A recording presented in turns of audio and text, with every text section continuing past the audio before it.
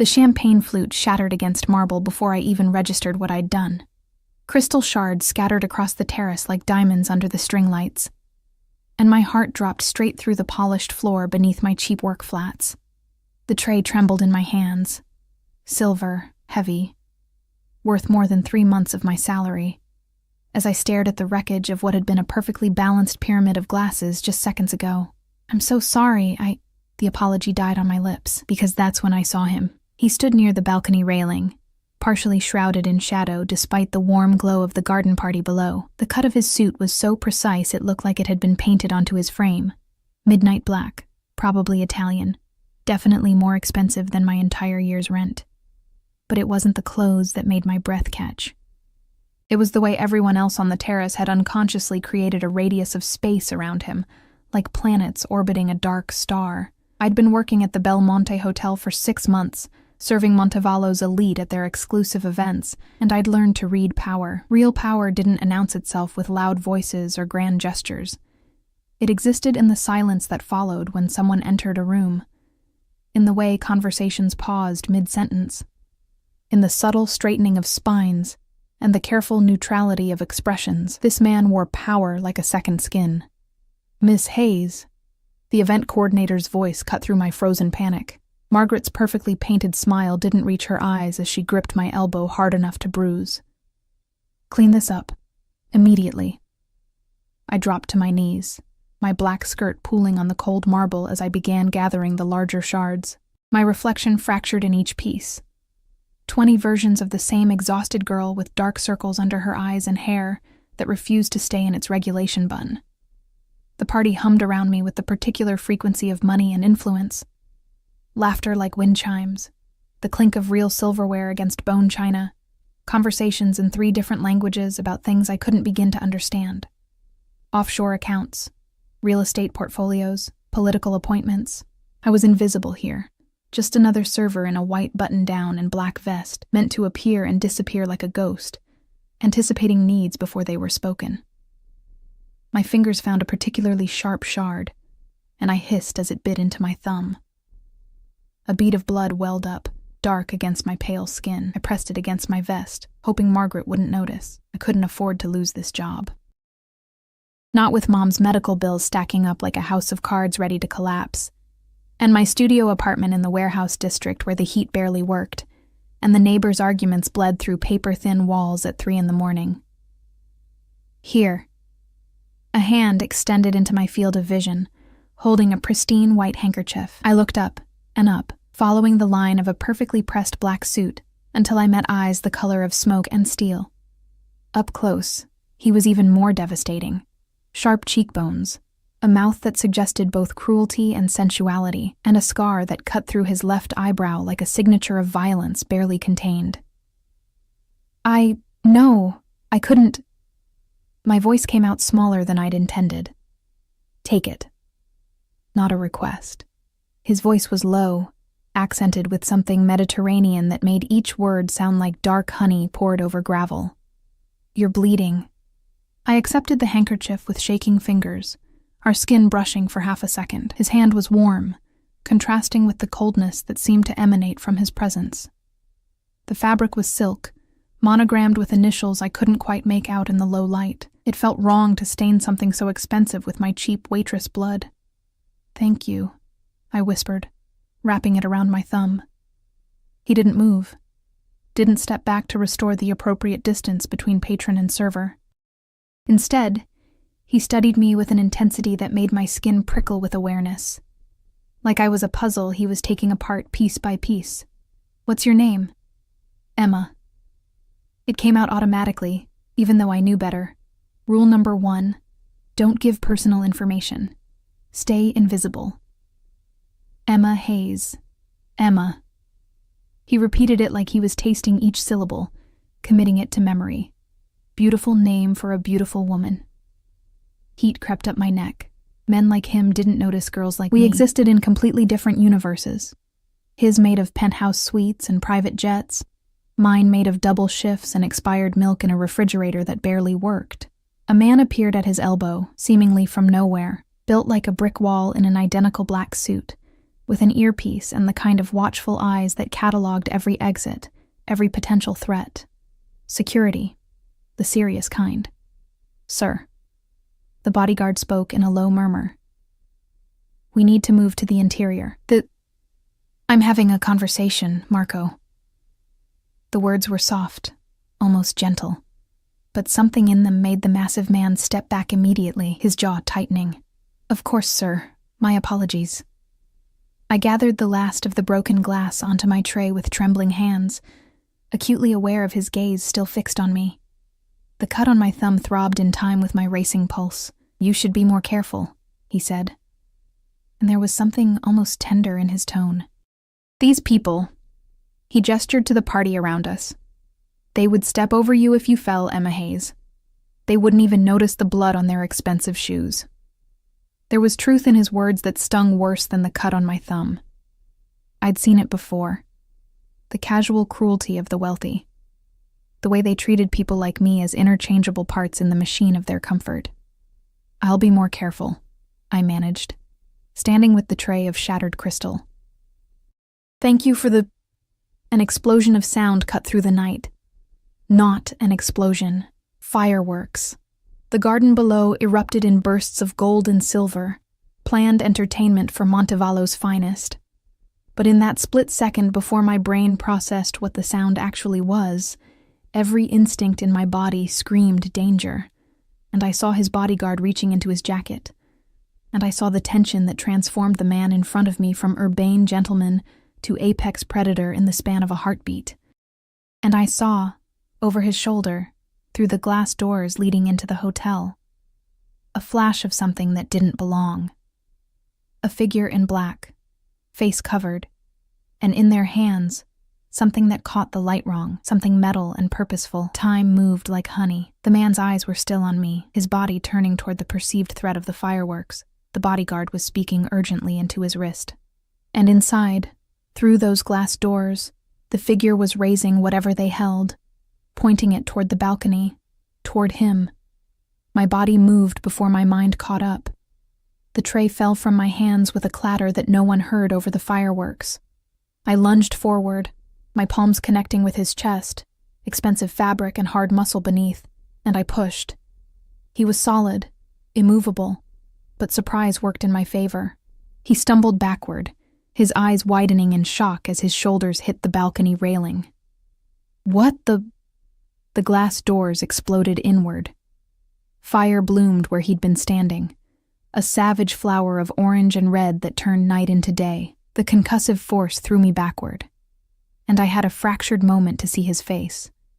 Shock transformed into something else, something calculating and cold, before the world tilted. My back hit marble.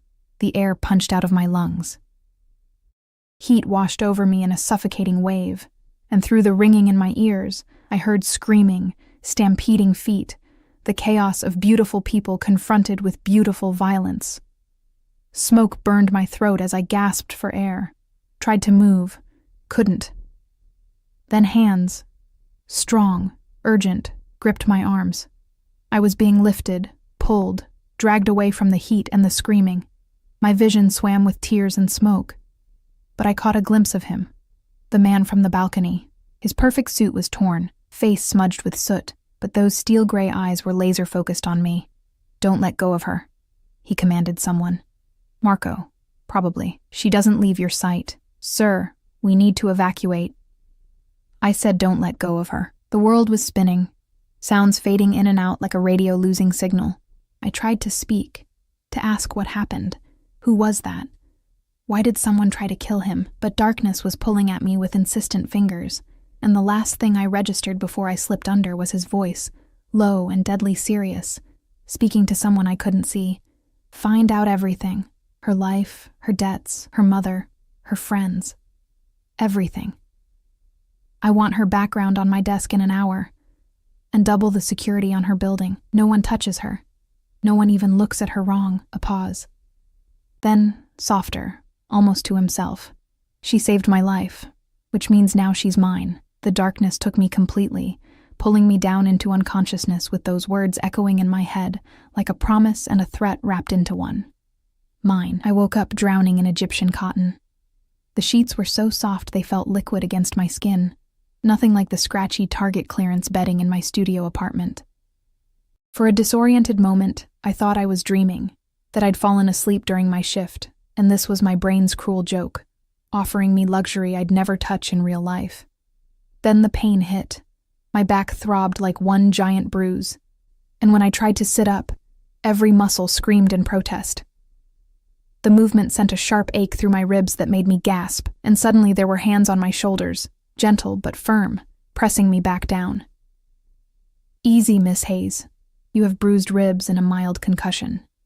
The doctor said you need to rest." I blinked against the soft lamplight, my vision slowly focusing on the woman standing beside the bed. She was maybe 50, with kind eyes and graying hair pulled back in a neat bun. She wore scrubs, pale blue, medical grade, and had the competent air of someone who'd spent decades caring for people. "Where?" My throat was raw, probably from the smoke. "Where am I?" "You're safe." She poured water from a crystal pitcher into a glass, holding it to my lips. "Drink slowly." The water was cool and perfect, probably filtered through something that cost more than my car. I drained half the glass before my brain started cataloging details of the room around me. Not a hospital. Definitely not a hospital. The bedroom was larger than my entire apartment, decorated in shades of cream and gold that screamed quiet wealth. Floor-to-ceiling windows showed a view of Montevallo's skyline glittering against the night sky. We were high up, maybe penthouse level. Original artwork hung on the walls, the kind I'd only seen in museums. A fireplace, an actual marble fireplace in a bedroom, crackled softly in the corner. "What happened?" I asked, memories flooding back in jagged pieces. The party, the broken glass, steel gray eyes, the explosion. "The bomb, everyone at the hotel. 4 injuries, none life-threatening." "You were the worst hurt, and only because you were closest to the blast."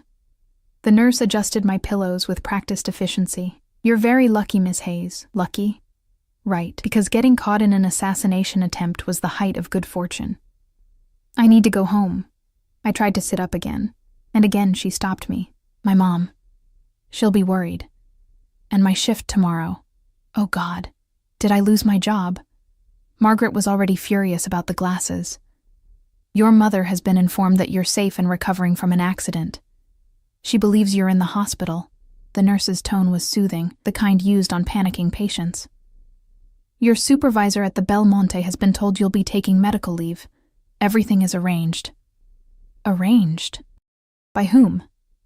The question stuck in my throat because I already knew the answer. "He brought you here," the nurse continued, as if reading my mind. "Mr. Russo insisted on the best care. Dr. Chen examined you thoroughly. No internal bleeding, no permanent damage. You just need rest. Russo." Finally, a name to attach to those predatory eyes. "I can't stay here." My voice came out stronger than I felt. "I don't even know him. It's not appropriate. Please, I just need to go home."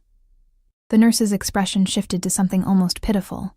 "Miss Hayes, your studio apartment on Warehouse Street doesn't have working heat. You're recovering from smoke inhalation and trauma. Mr. Russo has arranged. How does he know where I live?" The words came out sharper than intended, fear bleeding through as anger. "How does he know about my mother, about my apartment's heat?" She didn't answer. Didn't need to. The door opened without a knock, and my breath caught. He filled the doorway like he owned it, which, given this was clearly his penthouse, he probably did. The ruined suit from the party was gone, replaced by dark slacks and a white dress shirt with the sleeves rolled up, revealing forearms roped with muscle, and what looked like the edge of a tattoo disappearing under the fabric. His hair was damp, recently showered, and the soot was gone from his face. But that scar through his eyebrow remained. A reminder of violence survived. "Leave us, Teresa." Not a request. The nurse gathered her things without a word, squeezing my hand briefly before she slipped out. The click of the door closing sounded unnaturally loud in the sudden silence. He moved into the room with the grace of a predator, completely at ease in his territory.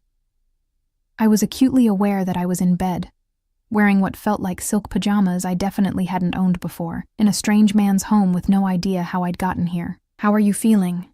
He pulled a chair close to the bed, too close, and sat, elbows on his knees, those steel eyes studying me with unnerving intensity.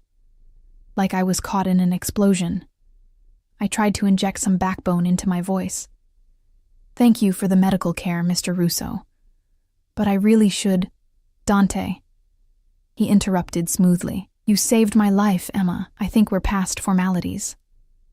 Dante Russo. The name triggered something in my memory. Fragments of overheard conversations at the hotel, whispered warnings from other servers about certain guests who required extra discretion. The Russo family owned half of Montevallo's waterfront, legitimate businesses, restaurants, real estate, import-export, and underneath, like an iceberg's hidden mass, rumors of things that happened in shadows. "What happened at the party?" I asked, because I needed to understand what I'd stumbled into.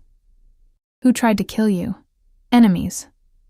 He said it like he was commenting on the weather. "I have many. It's the cost of my business. What business requires people to bomb you at charity events?" Something flickered in his eyes. Amusement, maybe, or approval.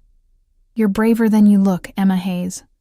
Most people don't question me so directly. Most people probably aren't being held in your penthouse against their will. You're not being held." He leaned back, and I caught the glint of a shoulder holster under his shirt. He was armed. In his own home. "You're being protected. There's a difference. Protected from what? From the men who wanted me dead and will now want to know who pushed me out of the way." His voice was calm, matter of fact, like he was explaining something obvious. "You're on their radar now, Emma. That makes you vulnerable. That makes you my responsibility." The room suddenly felt smaller, the air thicker. "I don't want to be anyone's responsibility. I just want to go home. Home to your studio with no heat? To your overnight shifts that barely cover your mother's cancer treatments?" He tilted his head, and there was nothing cruel in his tone. Just brutal honesty. "I know everything about you now, Emma. I know you're drowning in debt. I know you work 70 hours a week between 2 jobs. I know you haven't bought yourself new clothes in 8 months because every penny goes to keeping your mother alive." Shame burned through me, hot and acidic. "You had no right. I had every right." He leaned forward again, and I caught his scent. Expensive cologne mixed with something darker, dangerous. "You put yourself between me and a bomb. That kind of loyalty, that kind of instinct. It's rare, precious. And now you're a target because of it. So what?" My hands fisted in the silk sheets. "You're going to keep me locked up here like some kind of prisoner?" "No." His smile was slight, predatory. "I'm going to make you an offer." I waited, heart hammering against my bruised ribs. "Your mother needs treatment at the Montevallo Cancer Center. The best oncologist in the country works there. Dr. Helena Voss. Her waiting list is 2 years long, and she costs more per month than you make in a year." He paused, letting that sink in. "I can get your mother an appointment next week. I can cover all her treatments, all her medications, everything she needs. Full remission is possible, Emma. She could actually survive this." The words hit me like a physical blow. Hope, desperate, painful hope, flared in my chest before I could stop it. "What do you want in return? You stay here, under my protection. You work for me instead of the hotel. Administrative work, nothing illegal. You let me keep you safe until the threat is neutralized." His eyes held mine, and I saw calculation there, strategy. "And you let me get to know the woman who saved my life. That's it?"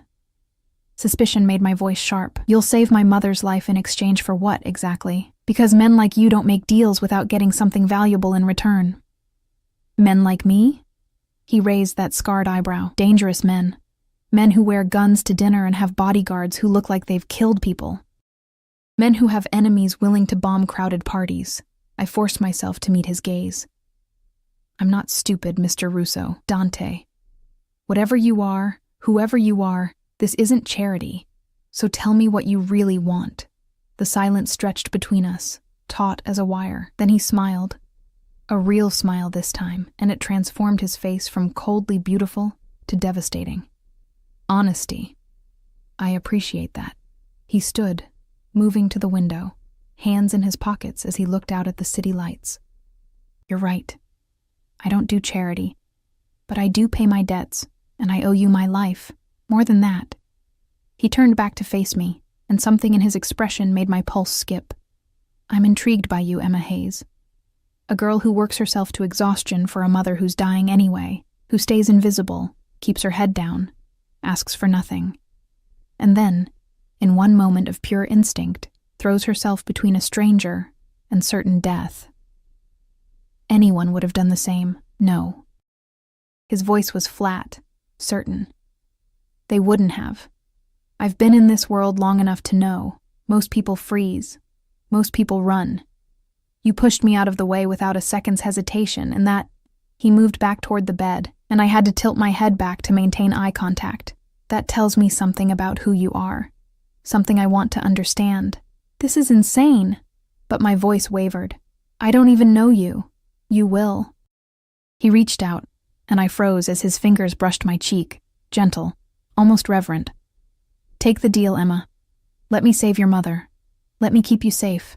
And in return, you stay here, work for me, and give me the chance to figure out why a girl who has every reason to hate people like me would risk her life for one. I should have said no. Should have run from this room, this penthouse, this man who looked at me like I was something precious and breakable and his. Everything about this screamed danger. The kind that wore expensive suits and made offers that sounded too good to be true. But I thought of Mom, of her frail body wasting away in that hospice room that smelled like disinfectant and death. Of the doctors who'd stopped meeting my eyes when they told me there was nothing more they could do. Of the reality that I was going to watch her die slowly, painfully, while I worked myself into an early grave trying to buy her a few more months. 1 month, I heard myself say. I'll stay for 1 month. You protect me, get my mother into treatment, and I'll work for you. But after that, if the threat is gone, I leave. No strings, no debt. Deal? He studied me for a long moment, and I saw the calculation behind his eyes. The weighing of options, the strategy of a man who played chess with human lives. Deal. He extended his hand. I took it, and his fingers closed around mine with a warmth that felt like a brand, like a claim. Like the beginning of something I couldn't take back. Get some rest, Emma. Tomorrow we'll discuss your new position. And I'll have Marco drive you to visit your mother. She should hear about her treatment from you. He released my hand and moved toward the door, but paused at the threshold. Oh, and Emma, the clothes in the closet are yours. I had my assistant purchase everything you'll need. Burn those hotel uniforms. You won't be needing them anymore. The door closed behind him with a soft click, and I was alone in the golden bedroom with its silk sheets and city view, and the growing certainty that I'd just made a deal with the devil. Outside, the city glittered like a beautiful lie, and somewhere in the darkness, people who wanted Dante Russo dead were now looking for me. I pulled the covers up to my chin and tried not to think about the warmth of his hand still burning against my skin, or the way he'd looked at me like I was already his. Mine, he'd said in my unconscious memory, and God help me, I'd just agreed to let him keep me. The morning sun poured through floor-to-ceiling windows like liquid gold, and I woke to the smell of fresh coffee and something baking, cinnamon maybe, and butter. For a moment, I let myself pretend this was normal, that I belonged in this cloud of a bed, in this palace of a room, in a world where breakfast smells wafted from a kitchen I hadn't even seen yet. Then reality crashed back, the dull ache in my ribs, the bandage on my thumb, and the memory of steel-gray eyes looking at me like I was a puzzle piece he intended to keep. Teresa appeared with the same quiet efficiency as the night before, carrying a breakfast tray that looked like something from a magazine spread, fresh fruit cut into perfect shapes, pastries that were definitely not from a grocery store bakery, and coffee in a cup so delicate I was afraid to touch it. Mr. Russo requests your presence in his office at 10, she said, setting the tray across my lap. I've drawn you a bath, and there are clothes in the closet. Take your time. He's on a call with Tokyo, and will be occupied for another hour. Teresa. I caught her wrist gently. How long have you worked for him? Something flickered in her kind eyes. 12 years, Miss Hayes. Is he? I struggled to find the right words. Is he dangerous? She was quiet for a moment, smoothing invisible wrinkles from the bedspread. Mr. Russo is many things. Dangerous, yes, but also loyal to those under his protection. He's never harmed anyone who didn't deserve it, and he saved more lives than you might imagine. She met my eyes. You're safe here, truly. He would burn down the city before letting anyone hurt you. That should have been comforting. Instead, it sent ice down my spine, because men who would burn down cities were exactly the kind I should run from. After she left, I forced myself out of bed, every movement a reminder of yesterday's violence. The bathroom was obscene, all marble and gold fixtures, with a bathtub that could fit 3 people, and a shower that had more settings than my car. I sank into the bath Teresa had prepared, fragrant with something expensive and floral, and tried to organize my thoughts. 1 month. I'd agreed to 1 month, 30 days of playing whatever role Dante Russo wanted in exchange for my mother's life. When I put it that way, it seemed like the easiest decision in the world. What was my comfort, my safety, my freedom, compared to her survival? But the way he'd looked at me last night, like I was something he intended to own, that stayed with me, a warning my body understood even if my desperate heart wanted to ignore it. The closet turned out to be a room unto itself, lined with clothes that still had tags attached, designer labels I recognized from magazine ads, silk blouses, cashmere sweaters, tailored pants that probably cost more than a month's rent. Everything in my size, from underwear to shoes. The efficiency of it was unsettling. He'd had someone research my measurements, my style, my preferences, and execute it all in less than 24 hours. This was a man accustomed to making things happen with a snap of his fingers. I chose the simplest outfit I could find. Black pants, a cream silk blouse, low heels, and braided my hair back severely, trying to armor myself with whatever professionalism I could muster. The girl in the mirror looked like she belonged in this penthouse, and that scared me more than anything. At exactly 10 o'clock, Marco appeared outside my door. Up close, in daylight, he was even more intimidating, maybe 6'5", built like he bench-pressed cars for fun, with a scar running from his temple to his jaw and eyes that had seen things I couldn't imagine. Miss Hayes. He nodded respectfully. I'll take you to Mr. Russo. We moved through the penthouse, and I tried to map it mentally. The space was enormous, decorated with the same understated luxury as my bedroom. Original art on every wall. I recognized a Monet, or at least a very good forgery. Furniture that was beautiful but minimal, like someone had carefully curated each piece, and everywhere, subtle signs of security, cameras in corners, keypads on certain doors, windows that were definitely bulletproof. Marco stopped before a set of double doors, dark wood, ornately carved, and knocked twice. Come in. Dante's voice, muffled but commanding. The office was exactly what I expected, and somehow more. One wall was entirely windows, offering a panoramic view of Montevallo's waterfront and the ocean beyond. The others were lined with bookshelves, actual books, leather-bound and well-read, not just decoration. A massive desk dominated the space, all dark wood and clean lines, with multiple computer monitors and phones arranged with military precision. Dante sat behind it, and even sitting, he radiated that same coiled power I'd felt on the balcony. He'd dressed for business, charcoal suit, burgundy tie, hair styled back to reveal that scarred eyebrow. He looked like he could be on the cover of Forbes, or a most wanted poster. Emma. He stood, buttoning his jacket, and gestured to the chair across from him. You look well. How are you feeling? Like I made a deal with the devil. The words came out before I could stop them. His smile was sharp as a blade. The devil has better suits. Please sit. I lowered myself into the chair.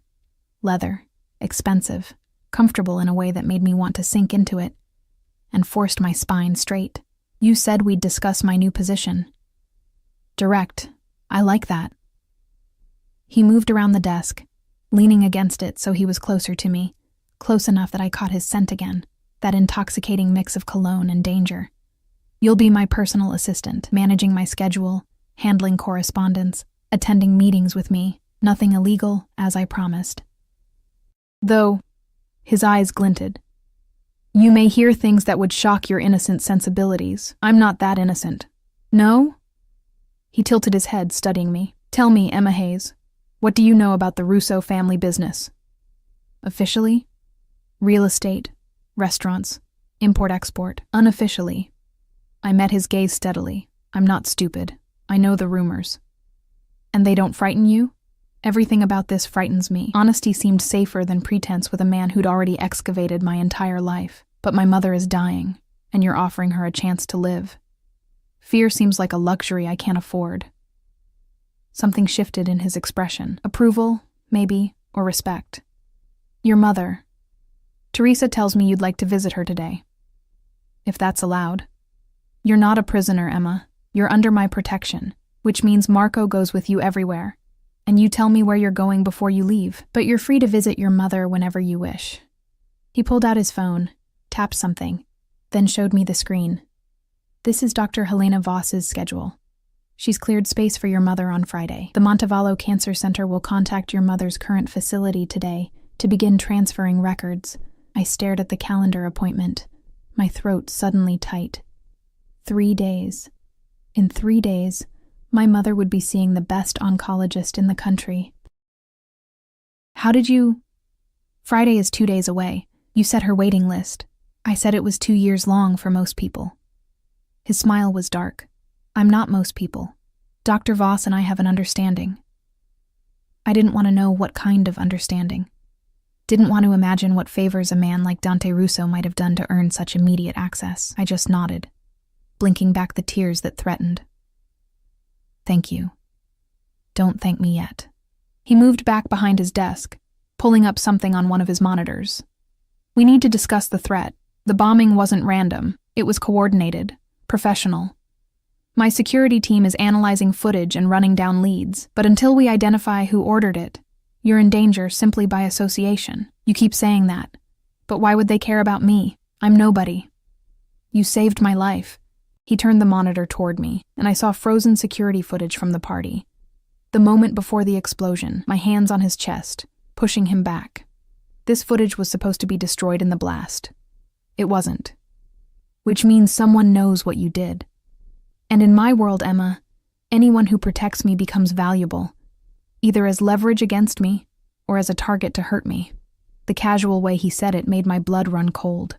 What kind of life do you live where someone would kill a waitress just to hurt you? The only life I've ever known. No apology in his voice, just fact. My father built this empire on blood and loyalty. I inherited both. The people who tried to kill me aren't going to stop because they failed once. They'll regroup, plan better, and next time, his eyes locked on mine, intense enough to pin me to the chair. They'll come for everyone I care about. You don't care about me. You don't even know me. Not yet. He stood, buttoning his suit jacket, and moved toward me with that predatory grace. But I intend to, starting now. Marco will take you to see your mother. You have 2 hours. After that, we have a dinner meeting at Il Paradiso, one of my restaurants. You'll accompany me. As your assistant. As my guest. He offered his hand, and after a moment's hesitation, I took it, letting him pull me to my feet. We were standing too close enough that I had to tilt my head back to maintain eye contact. Close enough that I could see the silver flecks in his gray eyes, the faint shadow of stubble along his jaw. I want them to see you with me. I want everyone in Montevallo to know you're under my protection. Why does that sound more like a threat than a comfort? His laugh was low, genuine. Because you're smarter than you give yourself credit for. His thumb brushed across my knuckles. A gesture so gentle it seemed at odds with everything else about him. Go see your mother, Emma. Tell her about Dr. Voss. Give her hope. And tonight, his smile turned predatory. Let me show you my world. Marco drove like he expected an ambush at every intersection, constantly checking mirrors, taking random turns, scanning rooftops. The car was a black Mercedes with windows so tinted I could barely see out, and I suspected it was armored beneath its sleek exterior. How long have you worked for Dante? I asked, needing to fill the silence. 15 years, Miss Hayes. His voice was surprisingly gentle for such a large man. Since I was 20. And you've been his bodyguard all that time? His friend. His brother. His guard. Marco glanced at me in the rearview mirror. Mr. Russo saved my life when I was nobody. A kid from the streets with nothing. He gave me purpose, family. I'd die for him without hesitation. The absolute conviction in his voice sent chills down my spine. This was the kind of loyalty Dante inspired. The bone-deep, die-for-you kind. Has anyone ever tried to kill him before? Many times. 17 attempts in the last decade. Said so casually, like he was discussing the weather. He's survived them all. He's smart, always 3 steps ahead. But this one... Marco's jaw tightened. They got too close. If you hadn't pushed him, I just reacted. I wasn't thinking. That's what makes it matter, Miss Hayes. Anyone can choose to be loyal. But instinct, that's truth your body knows before your mind does. We pulled up to the hospice facility where my mother had been for the last 2 months. A squat, depressing building that smelled like illness and resignation. The contrast to Dante's penthouse was so stark it physically hurt. Marco opened my door, scanning the street before allowing me to exit. I'll be right here. You have 2 hours. Mom was in her usual room at the end of the hall, propped up in bed watching a game show with the sound too loud. She'd lost more weight since last week, her skin papery and thin, dark circles making her eyes look hollow. But when she saw me, her whole face lit up.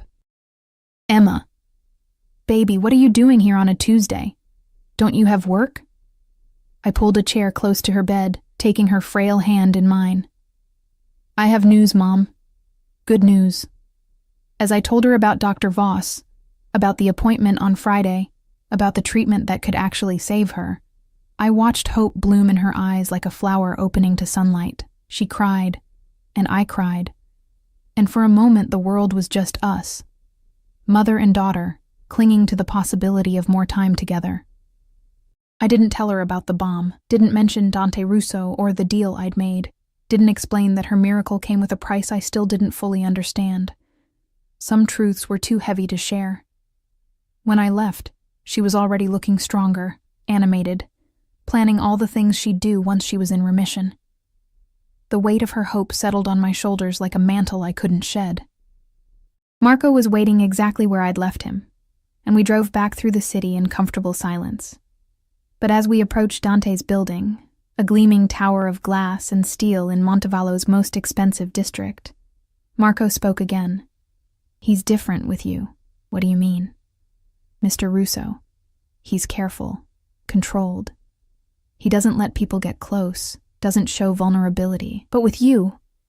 Marco pulled into the underground garage, past multiple security checkpoints. He's protective in a way I haven't seen before. Like you matter more than you should. I saved his life. He's paying a debt. Marco's eyes met mine in the mirror, and there was something knowing in them. If you believe that, Miss Hayes, then you don't understand him at all. The words followed me back into the penthouse, into my golden bedroom, into the hours I spent trying not to think about what tonight's dinner would bring. Because somewhere in the back of my mind, a truth was crystallizing that I didn't want to acknowledge. Dante Russo wasn't just protecting me out of obligation, he was claiming me. And God help me. I didn't know if I had the strength to resist. Il Paradiso lived up to its name. The restaurant occupied the entire top floor of a historic building overlooking the harbor, all soaring ceilings and crystal chandeliers that scattered light like captured stars.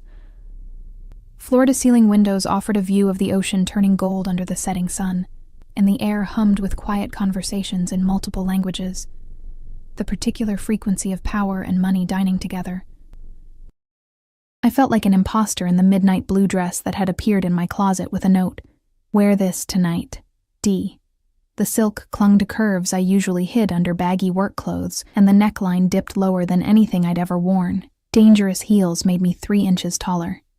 A stylist had appeared at 7, another efficiency of Dante's world, sweeping my hair into an elegant updo and applying makeup that made my eyes look enormous and mysterious. I didn't recognize the girl in the mirror. She looked like she belonged in places like this.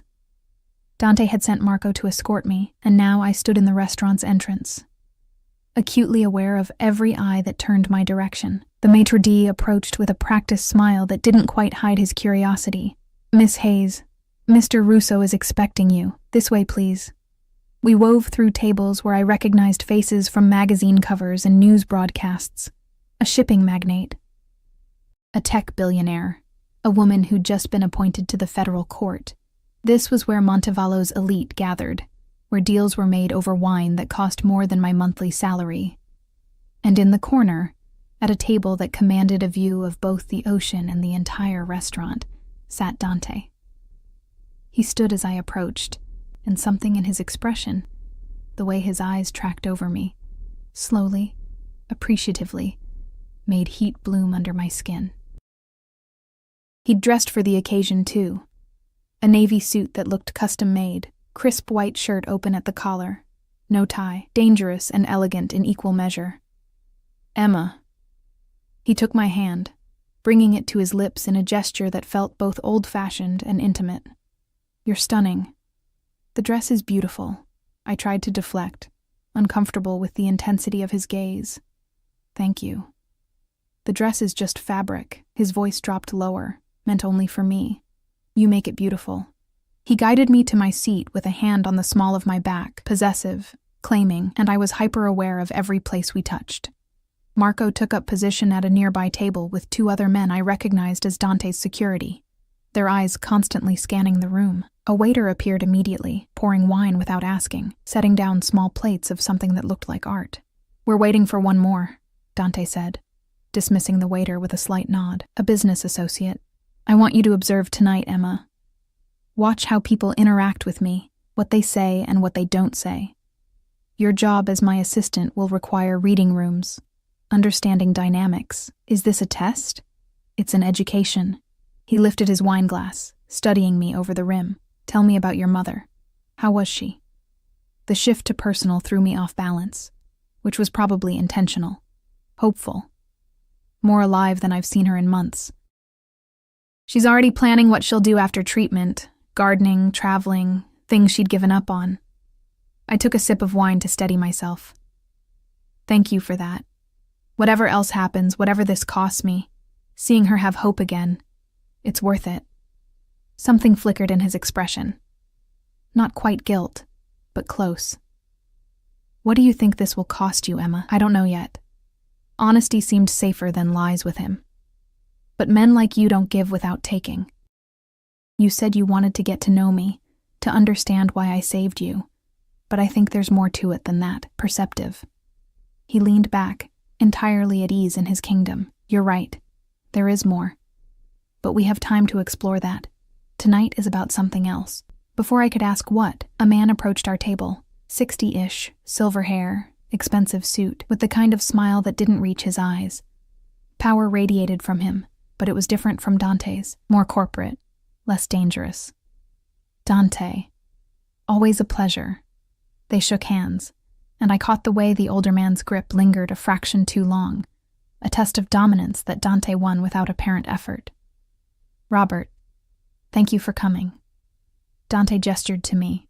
"This is Emma Hayes, my personal assistant." "Emma? Robert Castellano. He owns half the construction contracts in Montevallo." "Miss Hayes." Robert's eyes raked over me in a way that made my skin crawl. "A pleasure." "Dante, you didn't mention you'd hired such a beautiful assistant. Recent acquisition."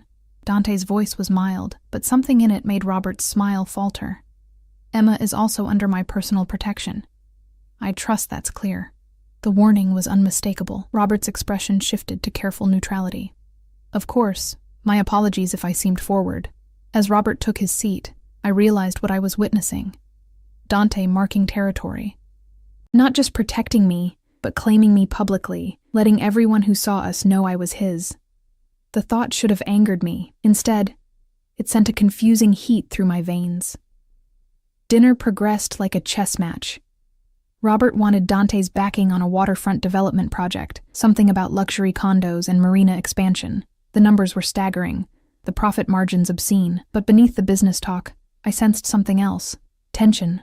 Calculation. "The permits are already arranged," Robert was saying. "City council is on board. environmental impact approved.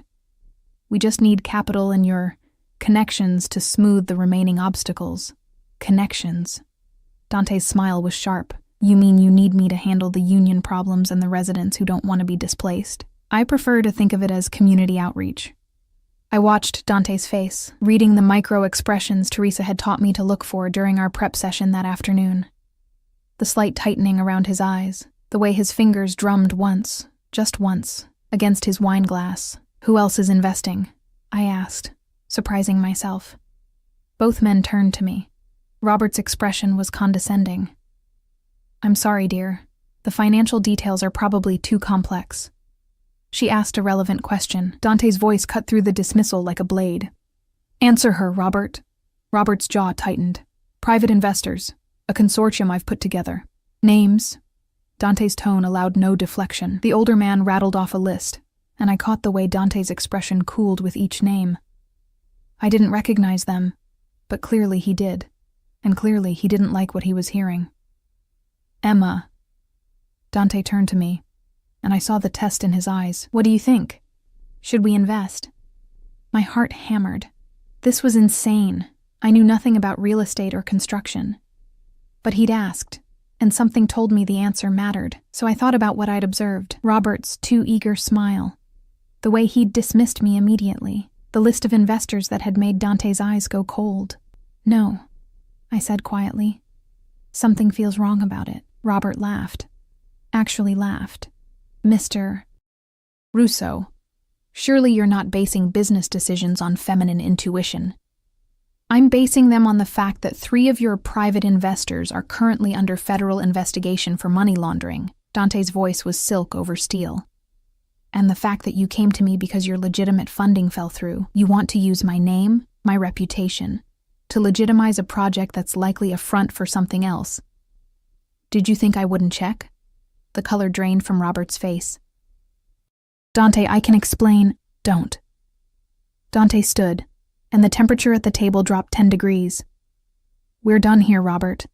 And if I hear you've approached any of my associates with this deal, if I hear you've used my name in any capacity, I'll make sure every permit you have gets tied up in red tape for the next decade. Are we clear?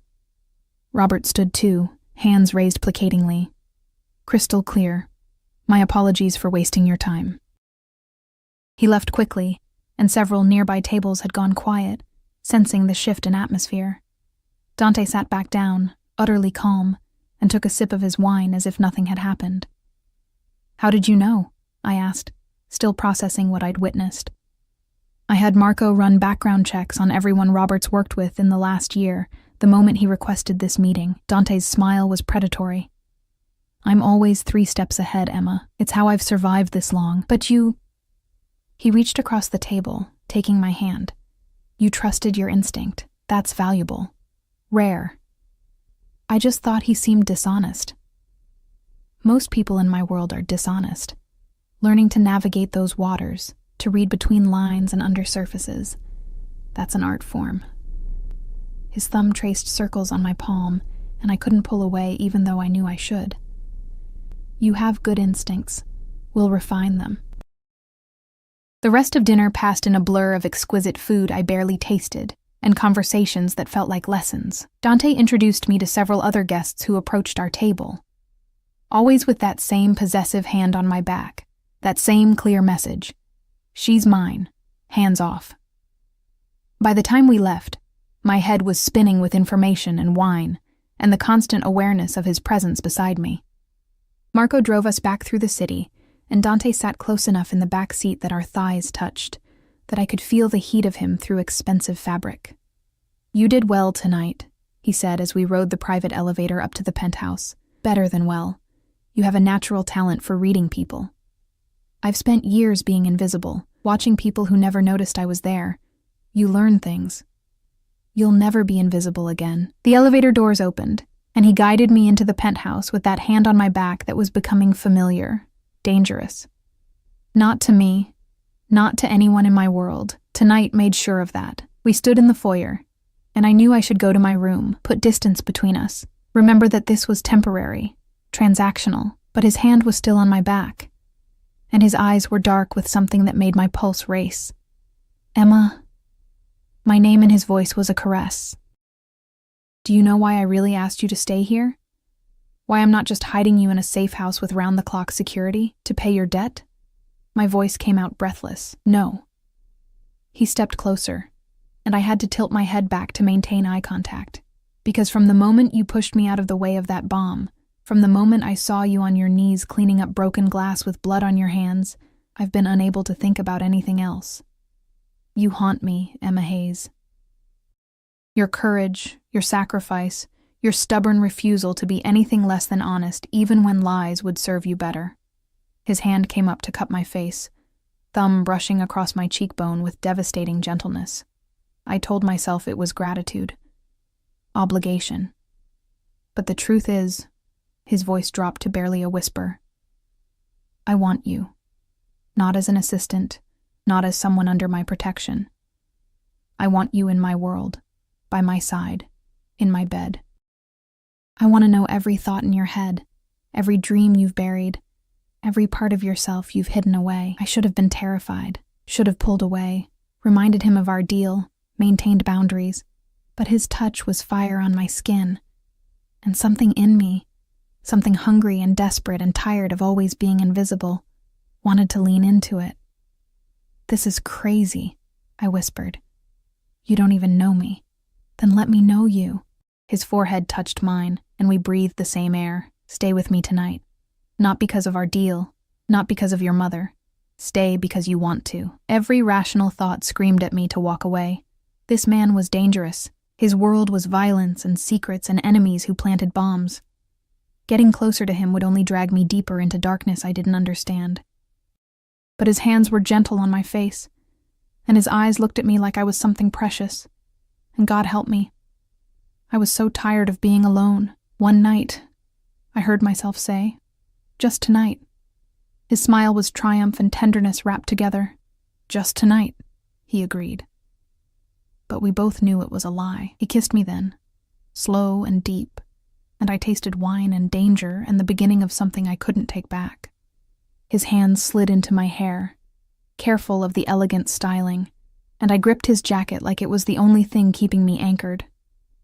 When he finally pulled back, we were both breathing hard, and his eyes had gone molten silver. Come. He took my hand, leading me through the penthouse to a room I hadn't seen. His bedroom, all dark colors and masculine lines, with windows that showed the city sprawled below like conquered territory. He undressed me slowly, reverently, like unwrapping something precious. The expensive dress pooled at my feet. His suit followed, and when we tumbled into sheets that smelled like him, when his hands mapped every inch of my skin like he was memorizing me, I let myself forgot about bombs and threats and deals with devils, forgot about the timer ticking on our arrangement, forgot that men like Dante Russo didn't keep girls like me. They used them and discarded them when something shinier came along. I let myself pretend, for just one night, that his whispered words against my skin, beautiful, precious, mine, were true. That I could belong in his world, that this was real. Later, as I lay in his arms with the city lights painting patterns on the ceiling, his phone buzzed. He reached for it, careful not to disturb me, and I felt him go tense. What is it? I asked, drowsy and sated. Marco. They identified one of the men behind the bombing. His voice was flat, dangerous. Viktor Kozlov, Russian mob, works for Alexei Volkov. The names meant nothing to me, but clearly they meant something to him. Volkov has been trying to move into my territory for years. He wants the waterfront, the ports, the supply chains I control. Dante's arm tightened around me, protective. This wasn't just about killing me. It was about destabilizing my organization, creating chaos he could exploit. What happens now? He was quiet for a long moment. Now I remind everyone why they should fear the Russo name. But first, he turned to face me, and even in the darkness I could see the predatory gleam in his eyes. I make sure you're untouchable. Tomorrow we make a public statement. A charity event, cameras everywhere. I want Volkov to see that you're not just under my protection. You're mine. That touching you means war, Dante. No arguments, Emma. You saved my life. I'll protect yours no matter what it costs. His kiss was fierce, claiming, "Sleep. Tomorrow we show Montevallo that Emma Hayes belongs to Dante Russo." And as I drifted off in his arms, wrapped in silk sheets and dangerous promises, I couldn't shake the feeling that I'd just crossed a line I could never uncross. That somewhere in the last 24 hours, this had stopped being about a deal and started being about something far more dangerous. The charity gala was a declaration of war wrapped in champagne and designer gowns. Dante had explained it over breakfast. A lavish spread I barely touched, too nervous about what the evening would bring. The Montevallo Children's Hospital benefit was one of the city's biggest social events, attended by everyone who mattered. Politicians, business leaders, old money families, and the kinds of people who controlled things from shadows. "Volkov will be there," Dante had said, his hand covering mine across the table. "He's a major donor, uses it to legitimize his operations. When he sees you with me, when he understands what you are to me, he'll know that coming after you means all-out war. It's a message, Emma, one he can't ignore, what I was to him." The words echoed in my head as a team of stylists transformed me in the penthouse's spare bedroom, now apparently my personal salon. They worked with military precision. Hair swept into an intricate updo, makeup that made my eyes smoky and mysterious, nails painted a deep burgundy that matched the gown hanging nearby. The dress was a masterpiece, deep red silk that clung to every curve before flowing to the floor, with a neckline that plunged dangerously and a slit up one thigh that seemed almost indecent. Diamonds.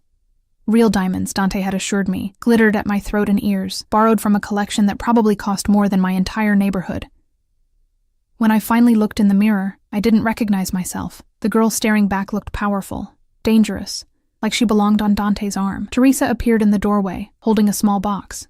"From Mr. Russo," she said, her smile knowing. Inside was a bracelet, delicate platinum links with a single charm, a small key, encrusted with tiny diamonds. The symbolism wasn't lost on me. He was claiming me publicly, marking me as his with jewelry that screamed ownership. I should have refused it, should have drawn a line between what we'd shared last night and what this was. A performance, a strategic move in a game I didn't understand. But my fingers were already fastening the clasp, the metal warm against my skin. Dante was waiting in the foyer when I emerged, and the look on his face made my breath catch. He wore a tuxedo that looked like it had been sewn onto his body, midnight black with a bow tie that matched my dress, but it was his eyes that held me. Molten silver, hungry, possessive. "Cristo," he breathed, moving toward me with predatory grace. "You're going to start a war looking like that. Isn't that the point?" His smile was sharp as a blade. He offered his arm, and I took it, feeling the coiled strength beneath expensive fabric. Marco and 3 other guards fell into formation around us as we headed to the elevator. The gala was being held at the Montevallo Grand, a historic hotel even more opulent than the Belmonte. We arrived in a convoy of black vehicles that screamed security, and camera flashes exploded as Dante helped me from the car. Photographers shouted questions, and I caught fragments. "Mr. Russo, who is your date?" "Miss, what's your name?" "Dante, is this a new relationship?" Dante's hand settled on my lower back, possessive and unmistakable, as he guided me up the red carpet. He didn't answer the questions, didn't need to. The message was clear in every gesture, every protective touch. She's mine. Inside, the ballroom was a fantasy of crystal and gold. Chandeliers the size of cars hung from frescoed ceilings, and floor-to-ceiling windows overlooked the harbor. Women in gowns that cost more than cars glided across marble floors, while men in tuxedos discussed deals worth millions, and everyone, turned to stare as we entered. I felt their eyes like physical touches, cataloging, judging, wondering who I was and what I meant to Dante Russo. Conversations paused mid-sentence. Glasses froze halfway to lips. The weight of their attention was suffocating. "Breathe," Dante murmured against my ear, his hand tightening on my waist. "You're doing perfectly. Let them look. Let them wonder. By the end of tonight, every person in this room will know you're untouchable. We made our way through the crowd, and Dante played his role flawlessly, introducing me as my Emma to business associates, keeping me tucked against his side, his touch constantly possessive. Hand on my back, fingers laced through mine, arm around my waist. Each gesture a claim, a warning. I met dozens of people whose names I'd never remember. A state senator, the CEO of a shipping company, a federal judge who looked at Dante with barely concealed distaste. All of them assessed me, trying to figure out what I was. Mistress, girlfriend, future wife. The truth was, I didn't know either. Then I felt Dante go still beside me, tension radiating through his frame. I followed his gaze across the ballroom to where a man stood surrounded by his own entourage of expensive suits and barely concealed security. He was maybe 50, with silver hair and the kind of face that might have been handsome, before it hardened into cruelty. His suit was impeccable, his watch probably worth a fortune. But it was his eyes that made my skin crawl, pale blue, cold as Arctic ice, assessing everything with the calculation of a predator. Volkov, Dante said quietly, and I felt the name like a curse. Alexei Volkov crossed the ballroom with the confidence of a man who owned everything he touched. His guards fanned out subtly, mirroring Dante's security, and I realized I was watching two apex predators circle each other in a room full of prey. Dante. Volkov's accent was thick, Russian, turning the name into something almost mocking. What a surprise to see you here. I heard you had a little accident at the Belmonte party, nothing I couldn't handle. Dante's voice was mild, but his hand on my waist tightened protectively. Alexei, I see you're still buying your way into Montevallo's good graces. We all have our methods. Those cold eyes slid to me, and I fought not to shiver. And who is this beautiful creature? I don't believe we've been introduced. Emma Hayes, Dante said before I could speak. My personal assistant, and much more than that. The emphasis on those last words was unmistakable. Volkov's smile didn't reach his eyes. Charming. Tell me, Miss Hayes, how does one become Dante Russo's personal assistant? I'm always looking for talented people. She's not available, Dante cut in, his voice dropping to something dangerous. For employment or anything else, I believe I'm making myself clear, Alexei. Crystal. But Volkov's eyes stayed on me, assessing, calculating. You have excellent taste, Dante. I hope you're taking good care of such a precious acquisition. It would be terrible if something were to happen to her. The threat was barely veiled, and I felt Dante's entire body coil like a spring ready to snap. Marco shifted closer, hand moving subtly toward his jacket. The temperature in our little circle dropped 20 degrees. If anything happens to her, Dante said, his voice soft as silk and deadly as poison. If she gets so much as a scratch, if someone looks at her wrong, I will burn your entire organization to the ground. I will hunt down everyone you care about, everyone you've ever protected, and I will make them suffer in ways that keep you awake at night. Do we understand each other? Volkov's smile was thin. Perfectly. Enjoy your evening, Dante. Miss Hayes. He nodded to me, then melted back into the crowd with his security in tow. The moment he was gone, Dante pulled me close, his forehead touching mine. Are you all right? I just met the man who tried to kill you. My voice shook slightly. The man who might try to kill me, so no, I'm not all right. He won't touch you. Dante's hands cupped my face, thumbs stroking my cheekbones. I meant every word I said. You're under my protection, Emma. That means you're safer than the president. Unless you're not there to protect me. Something flickered in his eyes, acknowledgement of the truth we both knew. He couldn't be everywhere, couldn't guard me every second. Being with him made me a target, and all the promises in the world couldn't change that. Dance with me, he said suddenly, taking my hand and leading me to the floor where couples swayed to a string quartet. He pulled me into his arms, one hand on my waist, the other holding mine against his chest. We moved together with surprising ease, and I let myself sink into the moment, the music, the warmth of his body, the way he looked at me like I was the only person in the room. What happens after tonight? I asked quietly. After you've made your statement, shown Volkov I'm yours, then we wait. He'll either back down or escalate. If he's smart, He'll realize that touching you isn't worth the war it would start. Dante spun me gently, bringing me back against him, and you continue being my assistant, living in my penthouse, driving me slowly insane with those eyes. Dante. I know. His thumb traced my lower lip, and my breath caught. I know this wasn't part of our deal. I know you agreed to 1 month, nothing more. But Emma? His eyes held mine, vulnerable in a way I'd never seen. I don't want this to end. What we have, what's growing between us, it's real. Tell me you feel it too. I did. God help me.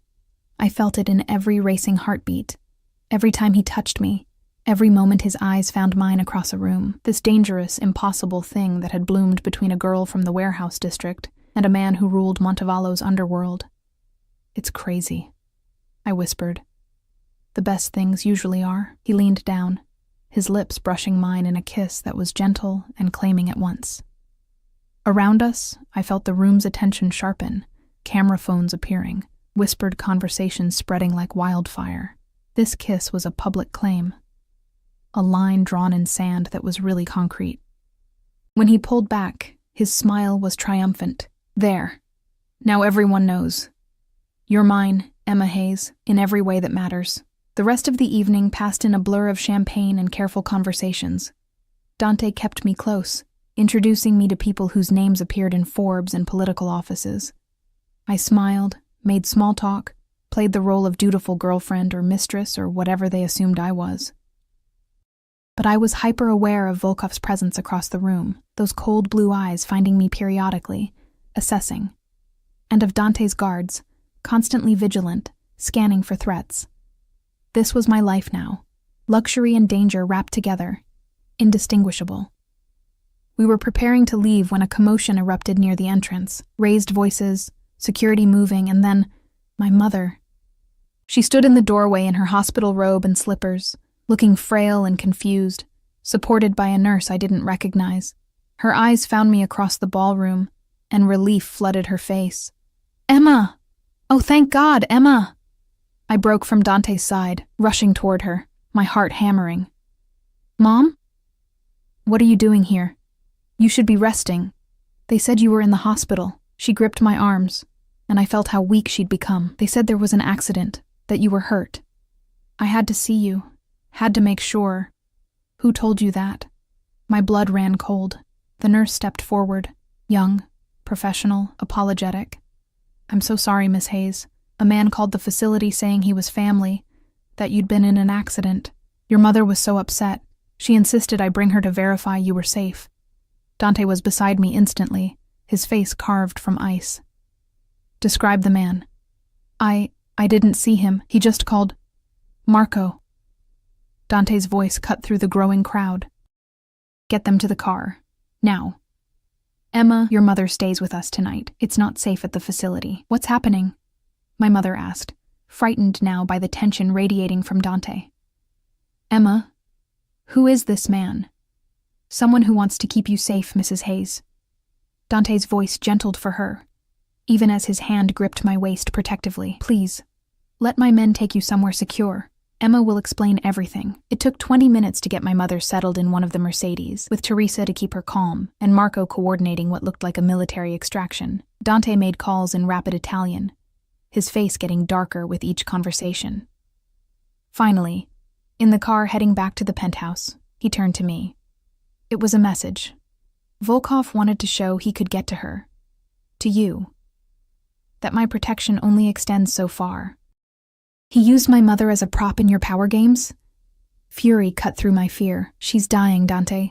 She's fragile and scared, and now she's under the same protection you are. His hands framed my face, forcing me to look at him. I'm moving her to a private facility tomorrow. Top security, best care.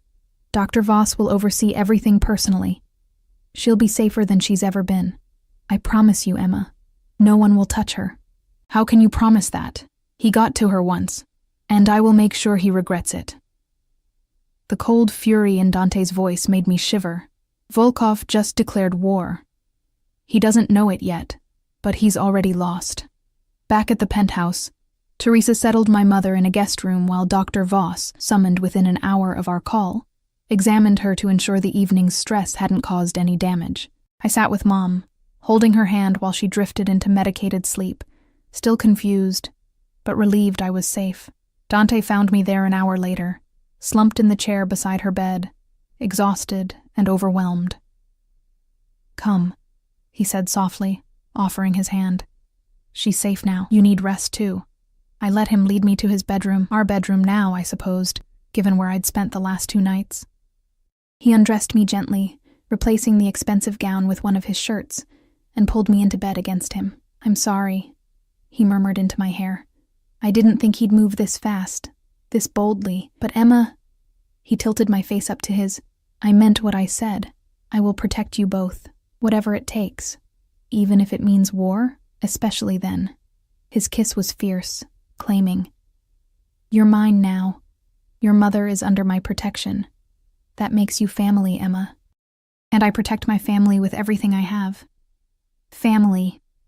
The word should have terrified me, implying permanence, commitment, a future I'd never imagined. But wrapped in his arms, feeling the steady beat of his heart, I felt something else. Safe. Cherished. Home. "What happens now?" I asked. "Now I make some calls. By morning, Volkov will understand the consequences of touching what's mine." His hand stroked down my spine, soothing. "And you get your mother the best care in the country.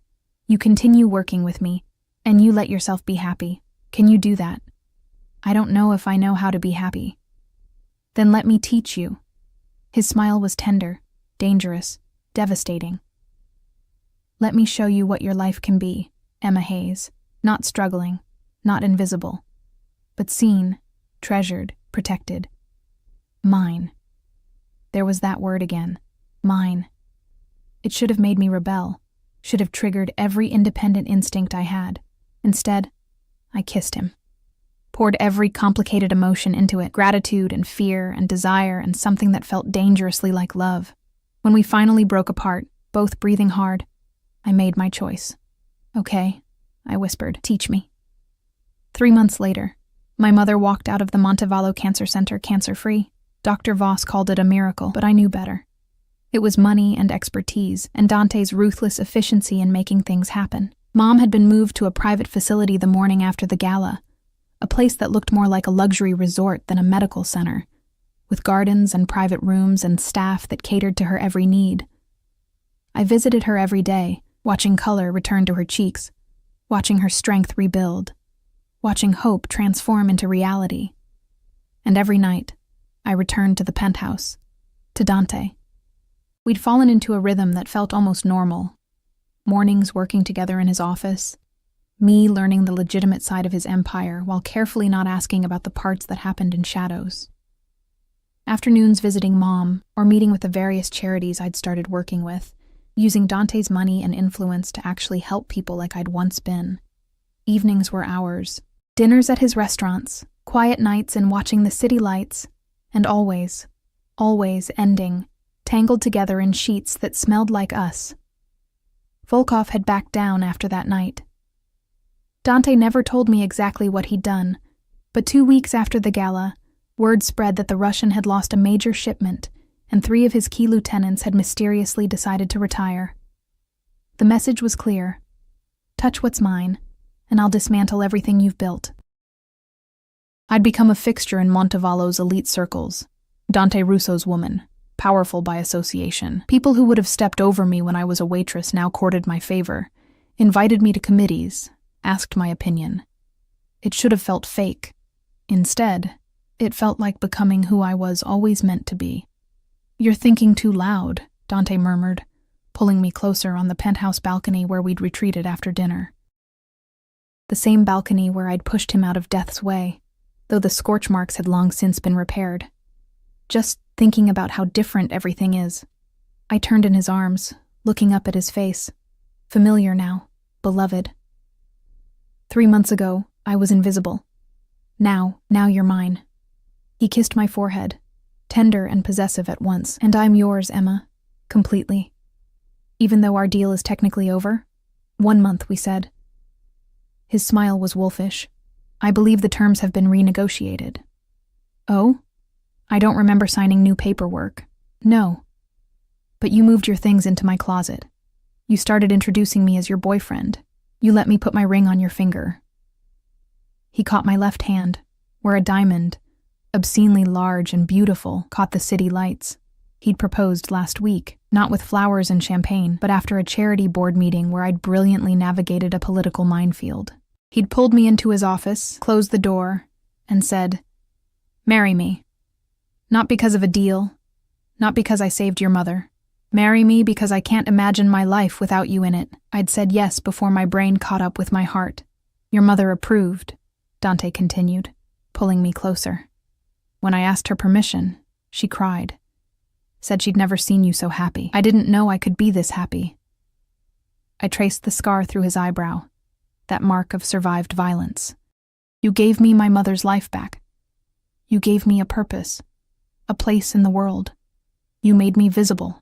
No, amore mio." His hands framed my face with devastating gentleness. "You were always visible to me. From that first moment, covered in blood from broken glass, trying to stay invisible when you were the most real person in that room. I didn't make you anything. I just gave you the space to become who you already were." Tears pricked my eyes, happy and overwhelmed. "I love you. I know it's crazy. We barely know each other. We know everything that matters." His kiss was deep, claiming home, and we have a lifetime to learn the rest. A lifetime. With this dangerous, devoted man who'd turned my world inside out, who'd taken a desperate deal and transformed it into something real, something lasting. "Dance with me," I said, echoing that night at the gala. There was no music, just the city humming below and the wind carrying salt from the ocean. But Dante pulled me into his arms, and we swayed together under the stars, two people who'd found each other in explosions and bargains and impossible choices. I would have pushed anyone out of the way. I admitted softly. "It wasn't special, just instinct. But you pushed me, and that changed everything." His lips brushed my temple. "My Emma. My brave, beautiful girl who saved my life and stole my heart. I will spend every day of our lives making sure you never regret that choice." "I don't regret it." I pulled back to look at him, this man who'd claimed me, protected me, loved me with an intensity that still took my breath away. Not for a second. Good. His smile was pure masculine satisfaction. "Because I'm never letting you go." Below us, the city glittered like scattered diamonds. Montevallo, the place where a poor waitress had pushed a Mafia boss off a balcony and found her destiny in the explosion that followed. Where desperation had transformed into hope, deals had become devotion, and survival had bloomed into love. I'd walked into Dante Russo's world expecting darkness. Instead, I'd found light. And standing in his arms, wrapped in safety and desire and promise, I finally understood what it meant to be home. The future stretched ahead, uncertain, probably dangerous, definitely complicated. But I'd face it with him, my protector, my partner, my love.